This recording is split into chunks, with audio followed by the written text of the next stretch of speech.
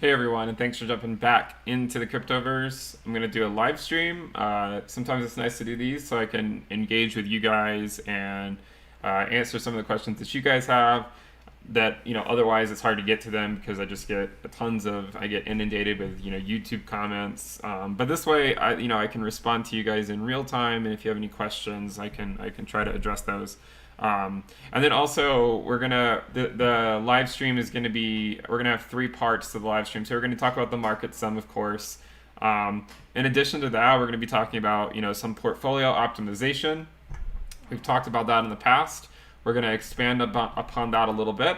And then also we're going to talk about a design competition for a YouTube banner. So stay tuned for that. So let's go ahead and jump in. So the first thing I want to talk to you guys about is, the markets are actually fairly, they haven't really moved much in the last couple days. But if you guys have followed the channel, we have talked a little bit more about modern portfolio theory and the idea of, portfolio optimization. And I know this may not be the most interesting topic for everyone, but if you just take a minute to understand why I show this and why I think it's important, I really do think it would be worth your time to at least understand what people in traditional finance use. Obviously there's a lot of secret sauce that goes into it.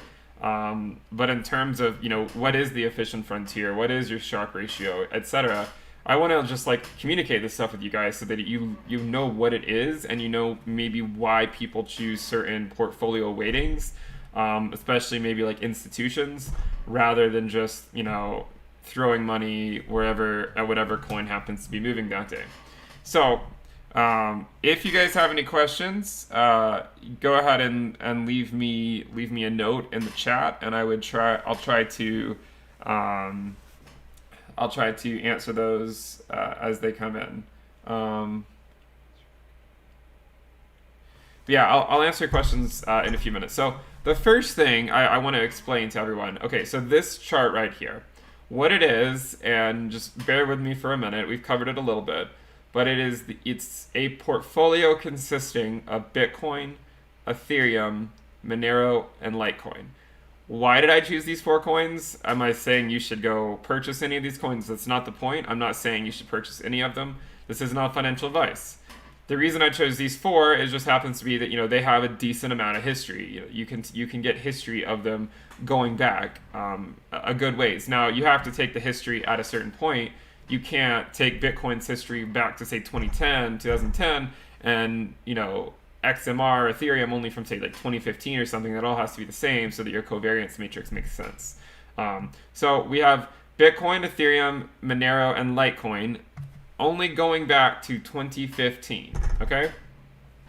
And what's the point of this? What's the point of doing this exercise? Well, the idea is that you develop what's known as the efficient frontier. So you look at tons of different portfolio weightings. You first can take a brute force approach, a Monte Carlo approach. And in this approach, what you do is you just say, okay, I'm going to assign 100,000 different types of portfolio weightings, and then look at their historical return versus their historical volatility to see, what portfolio makes sense. What portfolio makes sense to have. Do you want to have a portfolio that has a high volatility, maybe 100%, or let's say 90%, and it only has a 50% expected return? Or would you rather have a volatility that's lower, let's say 70%, but has a higher expected return? Remember, this volatility takes into account both positive and negative volatility. So the idea is, why would you choose, say, an inferior portfolio down here when you could choose one that's on, say, the efficient frontier up here? So for a given risk level or a given volatility, you're maximizing your expected return. And note that I have it shown here as decimals, but 0.8 would be 80% annually. 70% annually. And again, I should reiterate that this does not mean you're guaranteed to see 70 to 80%. This is only just based on historical returns.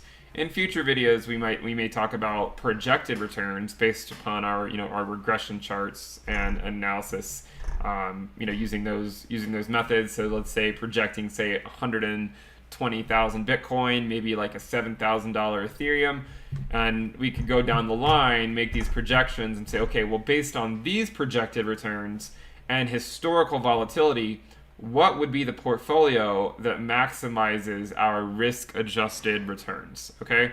Now, to give you guys an idea what this means, the y-axis is your expected annual return, okay? And these are all the different portfolios you have, and this is based on historical returns and historical volatility. Now, the Sharpe ratio is your risk-adjusted returns, okay? So the Sharpe ratio is it's basically your excess returns divided by the volatility. What I did was I actually got daily returns, and then I just annualized it. Okay, so a lot of people think in terms of annual, like yearly, and so that's why I just annualized it. And another reason too is because most people who analyze even traditional markets, most of the time you'll see the Sharpe ratio expressed as an annual number, not like a daily number or a weekly number or anything like that. It'll be more of an annual thing. So then if you have 100,000 different portfolios and you test them, and you say back test them, and kind of see what your expected return based on historical data would be, and then based on your historical volatility, you get these 100,000 different portfolios that each represent a different weighting of those 4 coins. Okay, and then you develop what's known as the efficient frontier. So it's this line. It's not the bottom part of the yellow line. It's starting here at your lowest volatility level, and then moving up that curve. That's your efficient frontier. That means it's for a given risk level, you have the portfolio that maximizes your risk-adjusted returns. Okay, so you want to be on this curve. If you're not on this curve, if you say have a portfolio that's way down here, again, why would you want an inferior portfolio when everything else, the data suggests, clearly nothing's a sure thing, all models are wrong, but some are useful. But if all the data suggests that, holding this portfolio, whatever that weight happens to be, why would you hold this portfolio with the same risk level if it only has a 60% annual expected return? With the same risk level, you could be way up here on the efficient frontier with, say, like a 90% expected annual return for the same volatility level. Okay, this is the idea. And remember, these are all based on historical data, not based on projected returns, which we'll do in future videos. So again, the Sharpe ratio is just, again, as I said, it's the risk-adjusted returns. Now, you can do this a Monte Carlo approach. You can brute force it like we've done before. You just run 1 million simulations, 10 million Monte Carlo simulations. But is all that necessary? Do you really want to continue to run these simulations when you never really know if by running, say, 10 more simulations, if maybe by running 10 more simulations you would find a portfolio that's better. So what do? Well, we have our friend least squares, quadratic programming. You can use this, and it just basically, you can use this method to just find what the most optimal portfolio would be based on historical data. Okay, so if you do this, and we've updated it since last time, because last time it was about a month of data ago, this is what would maximize your risk-adjusted returns if you wanted to hold Bitcoin, Ethereum, Monero, and Litecoin. Now, if you wanted to hold these 4 based on historical returns and historical volatility, it actually shows. And if you hold Litecoin and you're super bullish on it, I wish you luck. But based on historical results, it shows that maximizing your risk-adjusted returns, or your Sharpe ratio, would actually consist of a portfolio with 0% Litecoin. Okay, and the reason this is not to say that Litecoin won't go up. If Bitcoin goes to 100K, I'm pretty sure Litecoin will follow that ride. I mean, it might go up to $1,000. I don't know. There's a good chance that Litecoin will be along for that bull market. It's not to say that Litecoin won't go up. It's just to say that for every percentage you put in a coin like Litecoin, that's a percentage that's not going into Bitcoin, or a percentage that's not going into Ethereum, or a percentage that's not going into, say, Monero. So this is the general idea. It's the opportunity cost, right? If you're not putting it here, then you're missing out on an expected return up here with potentially a lower volatility level, you know? So this is the general idea. Let me just see if there's any questions in the comments.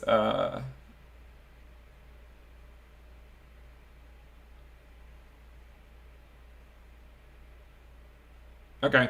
Let me just continue on. I just want to get through this. If you're not familiar with this, it's called modern portfolio theory. This was developed decades ago. Tons of investment banks and hedge fund they use this kind of stuff so that they can actually they have to you have to have some type of risk management, right? You can't just throw millions of dollars around in the crypto market and just hope it works. It's better to have more of a risk. It's better to have risk management involved in your portfolio, so that you're not just throwing money at the wind and just hoping it works out. Okay, so the idea here is, let me get back on course. So if these are your 4 coins, then it actually shows that your best portfolio is this red star. So the portfolio that lines up, we know that the portfolio with the highest Sharpe ratio has to be on the efficient frontier. Now, it could be down here on the efficient frontier, it could be up here on the efficient frontier, but we know that by definition, whatever portfolio has the highest Sharpe ratio is on the efficient frontier. Okay, and for any coin at any risk level, for any volatility level that exists, okay, whatever the portfolio that maximizes the Sharpe ratio on whatever portfolio exists that maximizes the Sharpe ratio for that volatility level exists on the efficient frontier. So the efficient frontier is the maximum Sharpe ratio for any given volatility level of those coins, that you see up here. Okay, so this is a Bitcoin, Ethereum, Monero, and Litecoin.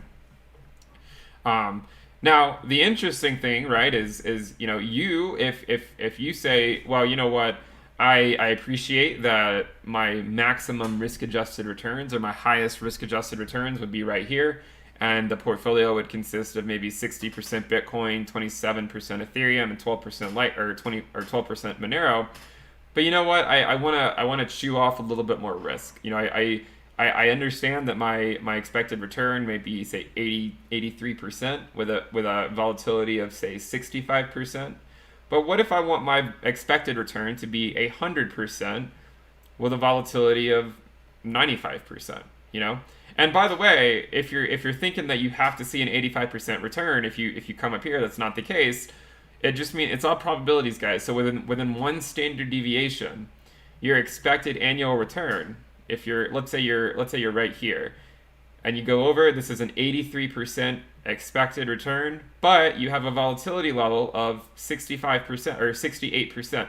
So your expected annual return would be 83% plus or minus 68% to a confidence level of like 68%. I think that's like the one standard deviation. Okay, so this is the idea. So within one standard deviation, like 68%, your expected return would be somewhere between, whatever. So let's say 83%. Let's just make it easy. Let's say 80% versus 70%. Let's say you're right here. So your expected annual return would be 10% up to 150%, because it's 80% plus or minus 70. Does this make sense? Let me know if this makes sense to you guys, because I do want to make sure I'm covering this. So someone said, is it possible for you to optimize your Patreon's portfolio allocation using modern portfolio theory? Yeah, so we're gonna be looking more into this. I'm still developing the tool set, right, or the toolkit.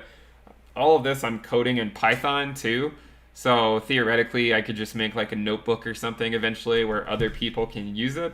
But right now, I'm still developing it, and I just want to make sure I have everything correct and it makes sense, and there's not going to be any like glitches or bugs or anything like that. So the first thing to do, right, is to just communicate the strategy with you guys, and so that you learn about it now, so that later on, as I build it out, you actually know what it is, and it's not like, oh, well, what is he talking about? He's never mentioned this before.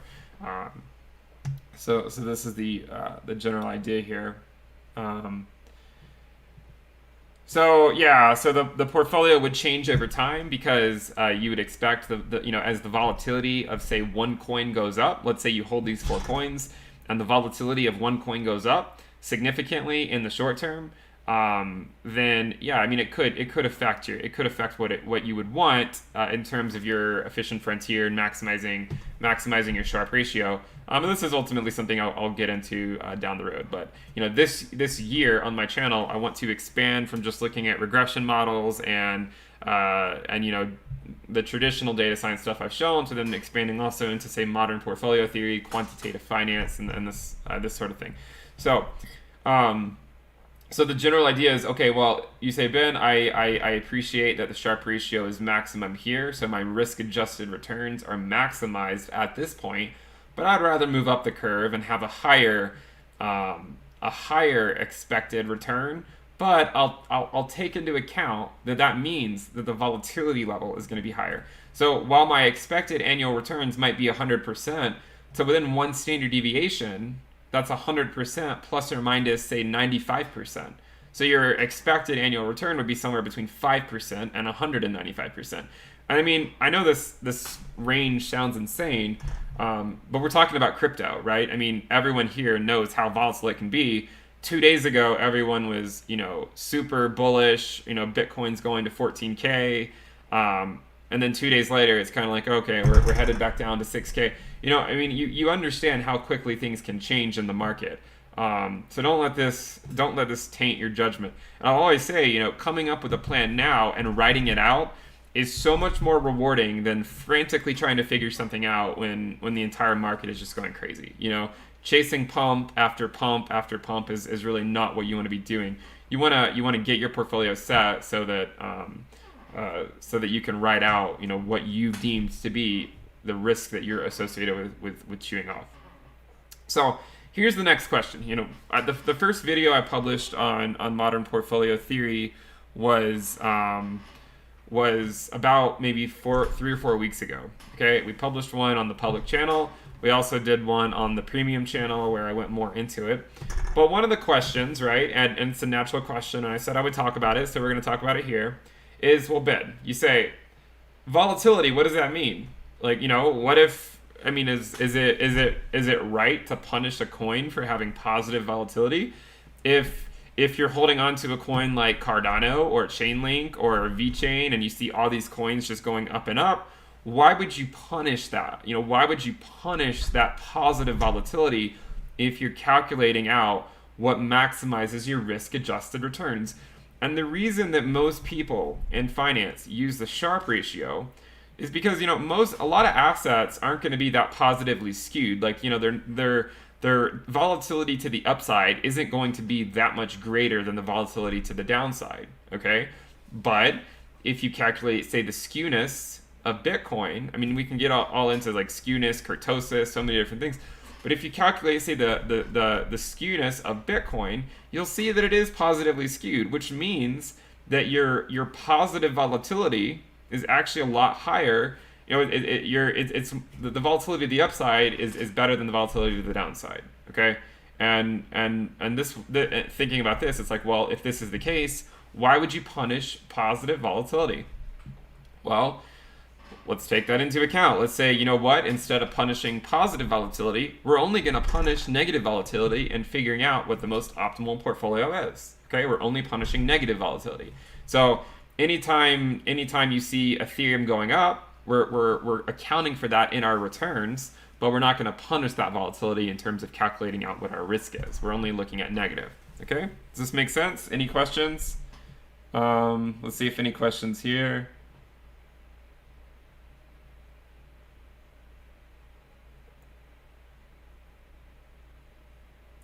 So Kevin says, is it possible to calculate the optimal portfolio in terms of the different assets held in the portfolio, rather than weighting between given assets? Kevin, I'm not exactly sure what you mean. I mean, like, these when I'm putting this in, and then we go into when I put it through the, the when I use quadratic programming to solve for it. It doesn't matter if I include these four coins. If the optimal portfolio had just been Bitcoin based on your risk adjusted returns, it would have just excluded these other three. The reason, okay, this is an important point. I want to explain this point, so please listen, because this, I think, is where a lot of people get confused, okay?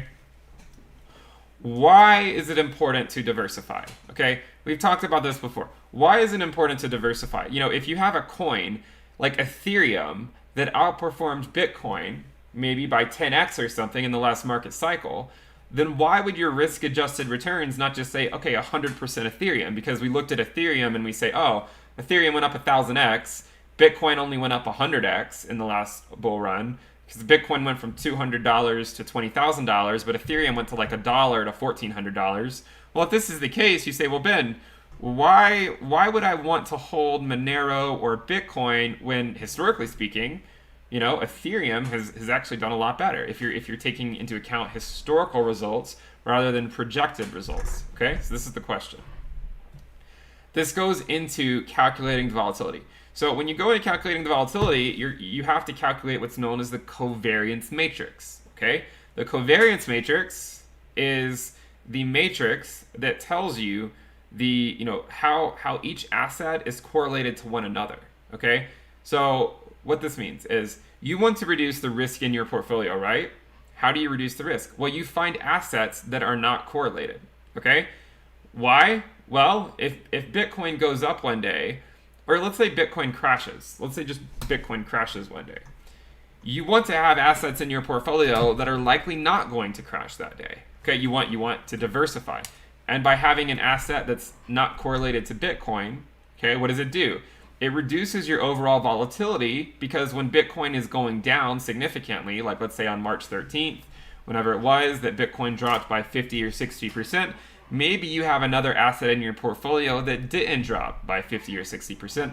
Therefore, the volatility of that portfolio weighting is not as high because it also included a coin that had a lower volatility. This is why you diversify. This is why index funds are great to have, because again, they reduce your idiosyncratic risk, which is the risk associated with that specific cryptocurrency. Okay, this is the idea.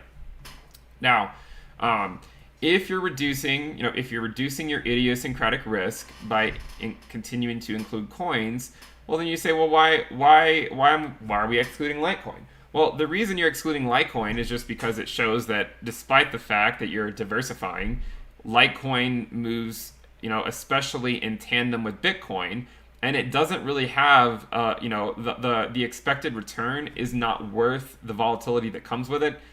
Also, given the fact that it does tend to move in tandem with Bitcoin. So it doesn't necessarily reduce your volatility that much because Litecoin moves really closely with Bitcoin.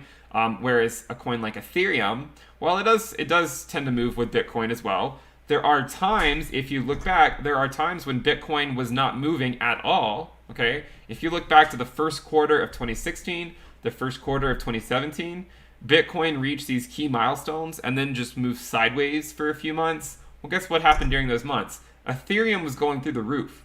This is when Ethereum went up like 20x in a few weeks. Okay, so while it may seem that Ethereum and Bitcoin are especially tied to one another, there are times when Bitcoin's moving sideways and Ethereum's going up, and this is a good thing. So this is a key reason why it is, in my opinion, this is not financial advice, this is a key reason why it is absolutely absurd to have 100% of your portfolio in cryptocurrency. Why? Because the covariance matrix that you're developing is just, everything is so correlated that if Bitcoin crashes, the likelihood that the rest of your entire net worth is also crashing by a percentage that's at least equal to Bitcoin, if not higher, is too high. And you don't want to play around with your money. You don't just want to throw around your money and say, oh, I'm just going to throw it all on a specific coin and we'll see what happens. No, it's all about managing your risk. I mean, the people that are moving up the ladder, right, and in terms of, building their wealth, most of them aren't just going out and gambling. I mean, a lot of people who gamble end up losing that money. what they're doing is it's all about risk management. And of course, if you want to throw money at a specific coin, you could get incredibly lucky. You could go put $10,000 on a coin, and maybe that pays off one day. But what if it doesn't? What if you're one of those people that was in crypto in 2020? You put, say, all your money on some random altcoin, and then in 2023 or 2024 or sometime down the road, Bitcoin's at 100K, Ethereum's at like say 7K, Litecoin is maybe at like 1K or something, and your friends are coming to you saying, "Man, you're so smart because I know you're invested in cryptocurrency and you must be seeing amazing returns," and deep down you're crying because you instead of actually diversifying and getting a handle on the market, what you did was you put all your money into some coin no one's ever heard of, and that coin just went to zero. This is what you want to avoid. Okay. All right, let's get to the next portion of the video. So, what if you want to exclude? I hope that answered the question, by the way. Okay, so what if you wanted to? I'm just reading some of the questions here. All right, what if you wanted to? Let's get to the Sortino ratio. So, what if you want to exclude or you don't want to? You decide to not punish positive volatility. So you're not going to punish positive volatility. So here is the Sortino ratio. So you can see that the ratio has gone up from a range of say 0.64 to 1.2. It's gone up to 1.05 to 1.8. So the ratio is a lot better. The reason why the Sortino ratio is a lot better is because it's not punishing positive returns in terms of analyzing what your risk is. And a lot of these assets are positively skewed, which means that their positive volatility is pretty high. So let's say, and if the positive volatility is high, and then you're dividing by the volatility, and you're removing that volatility from the risk equation or from the equation to calculate your risk-adjusted returns. Therefore, your overall expected return, or your Sortino ratio, would be higher. So here we're looking at the Sortino ratio. You can see your return versus your volatility, and then the development here of your efficient frontier. So this is your efficient frontier right here. What's interesting about the efficient frontier is if you toggle back, okay, let's toggle back. You can see, if you look at the volatility, you can see that the volatility has reduced significantly. And that makes sense because you're only punishing negative volatility. And you can see that the ratio here increases a lot. The Sharpe ratio is between say 0.64 to 1.2 versus 1.05 to 1.8. So here, instead of getting say an expected return of say 80%, let's say if the volatility was say 45% or so 80% plus or minus 45%. Using the Sharpe ratio, it would have been 80% plus or minus 70%. So you can see why using the Sortino ratio does have some merits. It's saying, okay, well, we're not going to punish that positive volatility. Now, what if you then calculate your most efficient portfolio based on these 4 coins where you don't punish positive volatility? Well, it changes it a little bit, okay? Instead of being 61% Bitcoin as of present day, it would be 57% Bitcoin. Ethereum, instead of being 26.5, it went up to 27.2. And Monero increased from 12.1 to 15.7. What is interesting about this? Well, Litecoin stayed at 0%. And this is nothing against Litecoin, I mean, I think in terms of Litecoin, if you hold Litecoin, I think what it is a lot of people like pretend like they don't hold Litecoin, but they do. I don't currently hold Litecoin. If I were to buy Litecoin, it certainly would not be now. It would be, after Bitcoin has reached its previous all-time high, because this is when Litecoin tends to move. And because this is when Litecoin tends to move, and there's the fact that it shows that it has no part of being part of the maximum Sharpe ratio or the Sortino ratio, it's just not worth holding it in my portfolio, because despite the fact that maybe Litecoin goes up, it's just not, there is an opportunity cost there of not having it in, say, these other 3 coins. So this is the general idea. So that will basically conclude, I think, the modern portfolio section, at least my rambling of it. We're going to get into a few other things in a minute, but let me know, what do you think about it? What do you guys, do you have any questions about any of this stuff? And remember, this is all based on historical returns, okay? In the future, we'll talk about, projected returns. Like what would you project out?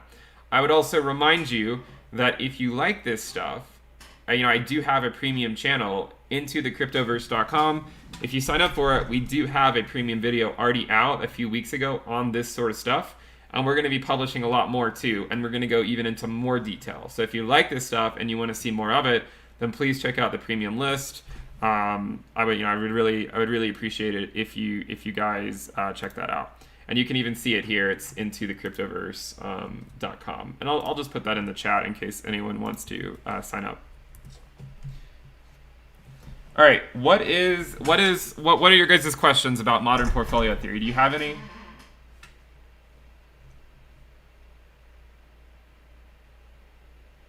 Yeah, so someone asked, Slug Nation asked, hey, this assumes that holding the assets until the end of the reporting period, right? Surely you would take profits on an altcoin once you see a big move upward. Yeah, so you would take profits on an altcoin when you see a big move upward. And while I haven't done it yet, I imagine this would actually be somewhat reflected in these ratios, because if the volatility is going up,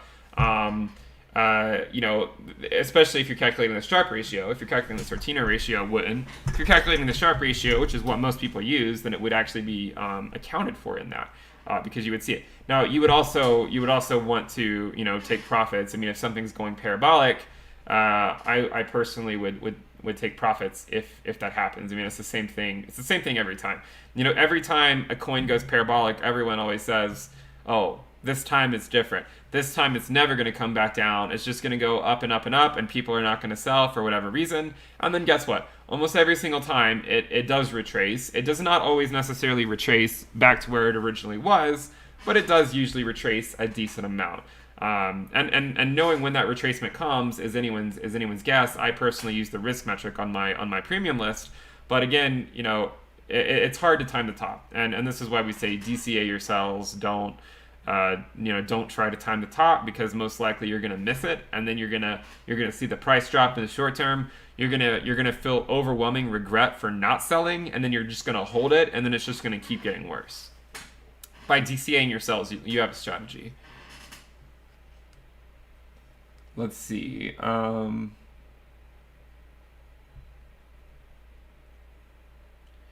So Firebun said, how do you pick asset composition for the portfolio? So this is a good question. In future videos, I'll probably choose a lot more coins. In this one, I just wanted to show you guys how it works. Of course, we'll look at more coins. I did publish a premium video, by the way, a couple weeks ago on this stuff. And in addition to looking at crypto, we actually also looked at some stocks. We looked at Amazon, Netflix, Microsoft, Apple, and Google, I believe, and we looked at the efficient frontier there. Now, if you want, if you're interested in precious metals, there's also a free video on the YouTube channel that I published maybe 2 weeks ago, and it talks about the efficient frontier based on historical returns and volatility for gold, silver, platinum, and palladium. So if you're interested in precious metals, do go check that out.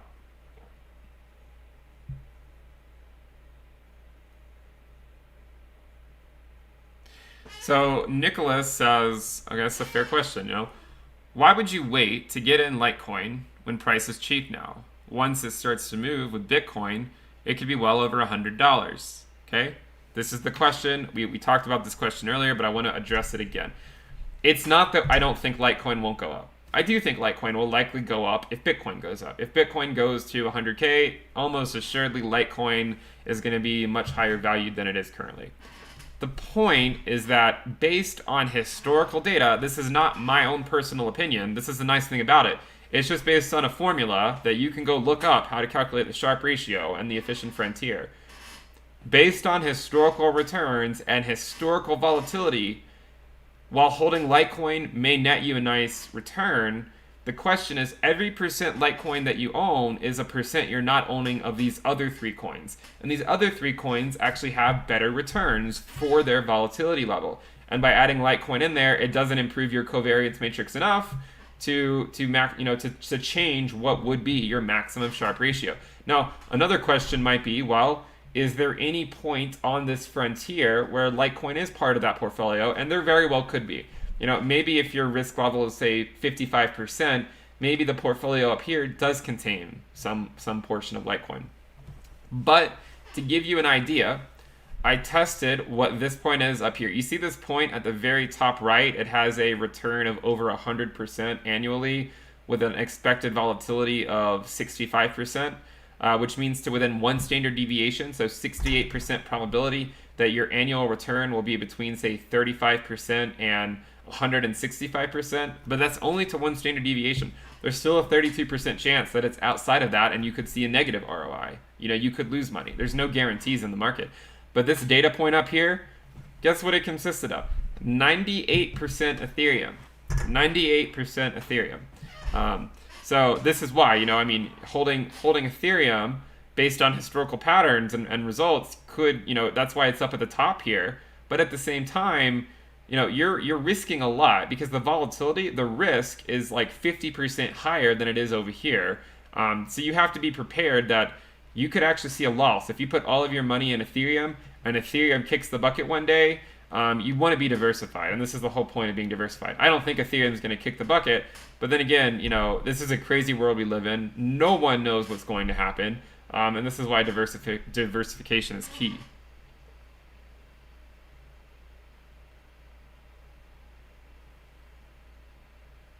Do we have any more questions on this? All right, let's continue on here.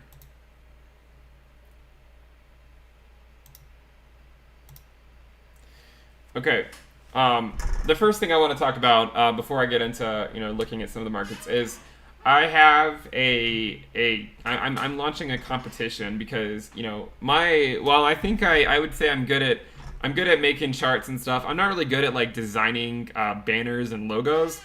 We had a logo design competition for Into the Cryptoverse, the channel here, a few months ago, and the winner got rewarded with a year subscription to the premium list.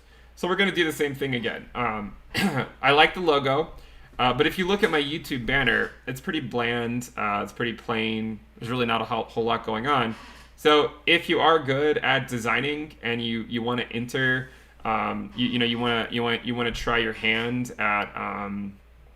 at designing a banner for me, the winner of it will get a year subscription to the premium list.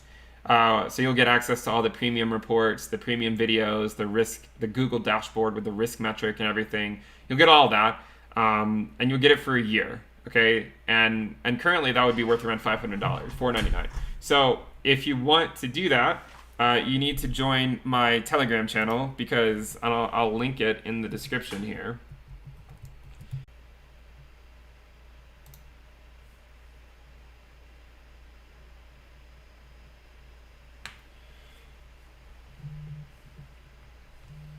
All right, guys, I'll try a little bit longer, but if I can't come back on, I'm just gonna go ahead and end the stream. All right, I'm back.